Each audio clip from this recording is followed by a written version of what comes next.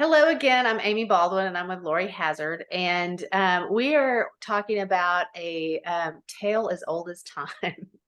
It's the procrastination, college students and procrastination. So, Laurie, I am halfway through my semester. Um, we have talked about time management. We have talked about how to reduce procrastination, and I'm still getting students who confess to me that they are struggling with it. They are not, they're putting off what they know they need to do. It's causing more stress because they're not doing the work and the grades are slipping.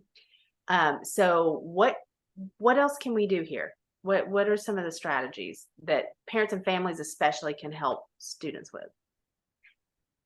Before we take the plunge here, I want to acknowledge up front that 10 or 15 minutes is not going to cure students' procrastination. It's a complex behavior. We can talk about patterns of procrastination and how they manifest in human beings and how they manifest in students. But oftentimes with procrastination, it has to do with idiosyncrasies with students. It's highly idiosyncratic in individuals, and we all do it a little bit differently. So students really have to deeply reflect on the sort of root of their procrastination. So there's the knowing why you do it, I think, is really important, but you can still, even if you don't get to the root of why you're doing it, you can still change some of your behavior. So I want to, like, there's no fairy godmother where Amy and Laurie are going to wave their magic wands and we're going to cure students' procrastination, but there are steps that they can, I know, there are steps that they can begin to take. I often think of that silly quip, procrastination is the assassination of motivation, right? So I think first, I often ask them what it is that they need to do and sort of look at their list and have them pick an item on their list and kind of say, what is your first step to starting this item on your list? What would be the very first step? And then have them really take that item and break it down and kind of go step by step with each one of the intermediate steps to tackle that item on their list. Can be a way to just get them moving. Mm-hmm. And what if it's this late in the semester? I know it's 8 weeks, so perhaps for a lot of them they can make some positive changes. But what do they need to be thinking about? Is there some kind of like mind hack that they Yeah, could be thinking about that would help them also? I think one of the most powerful things somebody can do when they're really stuck in a rut is to ask for help. And the person that they seek help from, I call that this person's accountability partner. Mm-hmm. So the accountability partner could be a friend, it could be a faculty member, it could be someone in their learning center or their tutoring center. I often say to students, if you're having trouble sitting down and doing those 10 math problems, why not seek out a math tutor to help get you moving? Mm-hmm. So to really think of some concrete ways to enlist some help and support to help get them moving. And I think an accountability partner can be really powerful, but that also means the student has to have the ability to reach out and ask for help. Right. What about the ones, because I'm talking to students who are so distraught that, so if I said, let's make a list of everything that you need to get done, they lose it because it is so overwhelming when they write down all of these things. Is there a better way to kind of walk into that if they're already emotionally charged by what they have to do? Yeah, and so this is a concrete strategy. And like I said, these are strategies that we can put in students' toolboxes that they can use. So they get their list of 12 items. And so then I'll have students kind of put them in categories of high, medium, and low priority.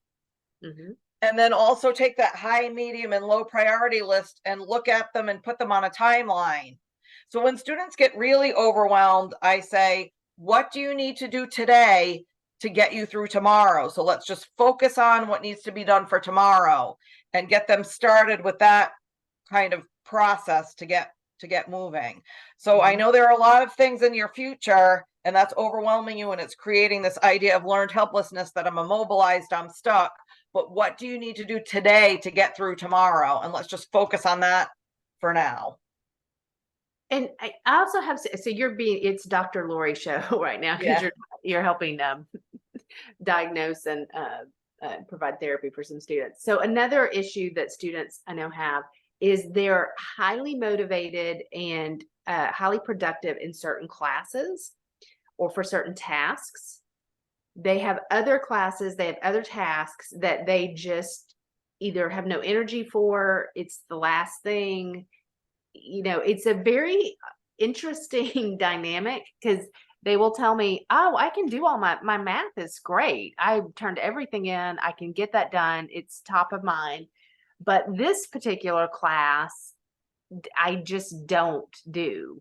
And I know I need to, I just don't. What would you say to them? So if we think of it in really simplistic terms, that human beings seek pleasure and avoid pain. So Mm-hmm. if they've got 4 or 5 classes and three of them they're doing well in, so they're constantly getting positive feedback, right?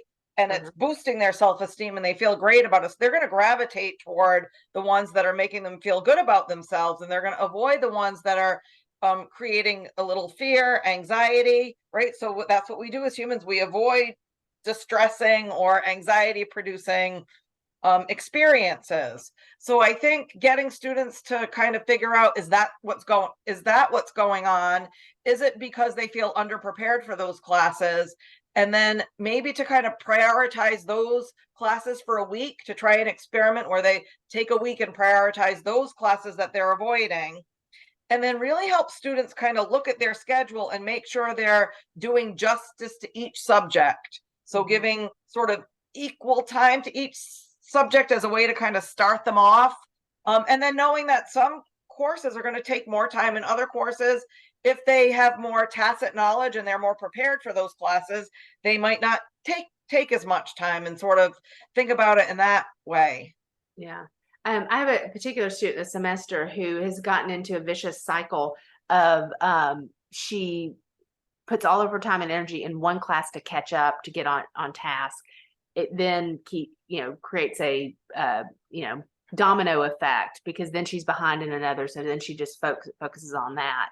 And it's been very challenging to have her kind of reset and say, that is not working, because you're getting caught up in one class to the detriment of others, and you're just kind of whack-a-moling through your week. Yeah.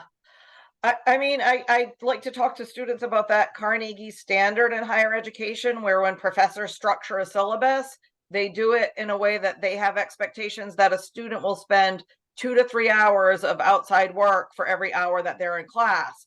So I like to take a grid sheet with a student and have them kind of look at it and say, are you giving that 2 to 3 hours for each one of your classes? And kind of have them focus on the when am I going to do this for this particular class. And that's easy to say.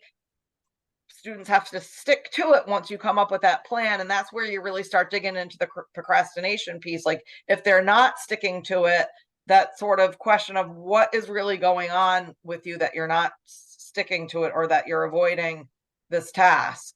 Yeah. And it could be any number of things. And that's why I say procrastination is highly idiosyncratic, because we avoid tasks for different reasons, and you got to help students kind of figure out and really what's it all about, what's really going on.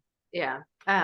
You made me think of another strategy that parents and families could start coaching their student on, very perhaps even subtly, because I'm seeing a lot of students that don't look at their week at a time. I've asked a lot of them, do you sit down on a Sunday night and look at what you have to do for the week, what needs to be done, what day is going to be kind of crazy and busy, kind of thing. And a lot of them that have not been doing what they need to be doing will say, no, I don't do that. They're almost taking it one day at a time. And in college, you can't do that, because if you have a research paper and you go, oh, that's due tomorrow, and you haven't done any prep work it's going to be messed up. Yeah, it is like you have to have a plan of attack of how you're going to use your time during the day. You have to look Yeah. at what do I have on my plate for today and organize your kind of plan of attack of Yeah. how you're going to tackle all of the tasks that particular day. Yeah. And I think using a week, like, Sunday, saying what is it that I have coming up? If you have particularly complex assignments, you may be needing to look 2 weeks in advance. Like I have this, big project due at the end of not this week, but next week, and I'm going to have to work that in as part of the process as well. Yeah. Uh, So in terms of practical strategies, right? We talked about an accountability partner. We talked about using your time management practices to kind of mediate your procrastination, to kind of dig deep and reflect on the reasons behind why you may be procrastinating.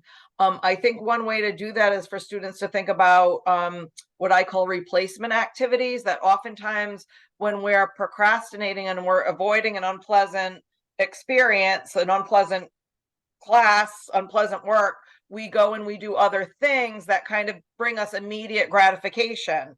So, mhm. and students use their phones. That's what they're gravitating toward. And I say to students, it's because it's passive, right? It's a passive activity. I think of email, right? That is a passive activity. It's stimulus response. You send an email, someone responds to you. Send an email, somebody responds to you. You don't have to be proactive. Mm. Um, so to kind of pay attention to the nature of activities too, and what your replacement activities are, what you're doing instead of doing what you're supposed to be doing, and identify those. Yeah. And you and I may have been talking about this, or I read it recently that um, doing procrastination is avoiding stress or perceived stress. And so it's normal. Like I don't want to do that thing because it's going to take effort. It's going to be complicated. I don't like it. I'm going to have to ask for help on it. I do that all the time. There are things I don't want to do and I put off because if it has to do with numbers and a spreadsheet, I don't want to do it, because I'm just not good at it.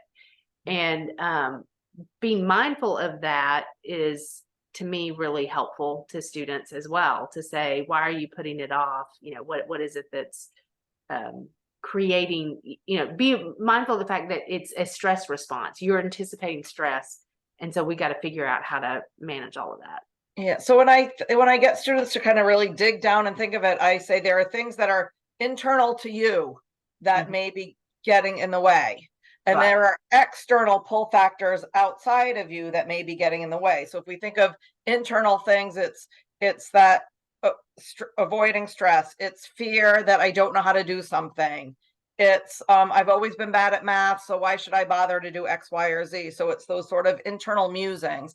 And then there's the external stuff that can get in the way, like peer pressure, family obligations, work, all those things on the outside that can get in the way of us enacting the behaviors that we need to be able to enact to be successful. So I like students to kind of go through like that checklist of the inside stuff and the outside stuff, see if they can identify which of those things kind of emerge more that might be getting in the way of um their ability Yeah. to do stuff. Yeah. Okay. We talked about a lot of stuff. So let's recap one more time. Accountability partner. What else? Identify your replacement activities, have some kind of time management strategies in place, and see if you can identify those internal and external variables that might be getting in the way. Yeah. So a lot of things that parents and families can help facilitate or at least prompt their student to do, right? And one could be what's your time, what's your organizational strategy? What's your time management strategy? What are you doing every week? Could be a great starting question. Yeah, tip of the iceberg. This is a complex behavior. Um, it's really hard to get a handle on, and routines and habits. There are all different types of procrastinators. A decisional procrastinator who's like, should I do this or should I do that? And then they get caught up in that decisional procrastination. So, um, We can Yeah. talk about the types at another time, perhaps. Yeah, I was gonna say that's another topic for another day, but thank you, Laurie. Appreciate it. Hopefully we can start doing the things we need to do, stop putting them off, or at least, being aware of why we do that, for sure.